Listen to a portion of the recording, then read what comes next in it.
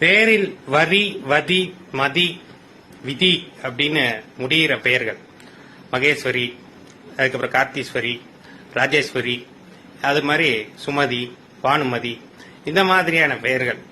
அப்புறமா பகவதி, திலகவதி, இப்படியான பெயர்கள். இந்த பெயர் உடையவர்களுக்கு இந்த காலகட்டம் கொஞ்சம் மன அழுத்தம், மன சங்கடம், மனப்பிரச்சனைகள், தேவையில்லாத சிக்கல்கள், அவமானங்கள், அசிங்கங்கள், இது மாதிரியான விஷயங்கள் ஏற்படுவதற்கு நிறைய வாய்ப்புண்டு. அதை நினைச்சு கவலைப்பட வேணாம். நீங்க சிவபெருமானை வழிபடுங்கள். சிவபெருமானுக்கு உங்கள் பெயருக்கு போய் அர்ச்சனை பண்ணுங்கள். சனிக்கிழமையும் ஞாயிற்றுக்கிழமையும் இந்த பெயருடையவர்கள் அவர்கள் அர்ச்சனை வைத்து கொண்டால் ரொம்ப நல்லது. அது அவர்களுக்கு அந்த பிரச்சனைகளை தவிர்த்துவிடும் அல்லது நீக்கிவிடும். அல்லது பிரச்சனை வந்தாலும் அதுல இருந்து உங்களுக்கு ஒரு சொல்யூஷன் கிடைக்கும்.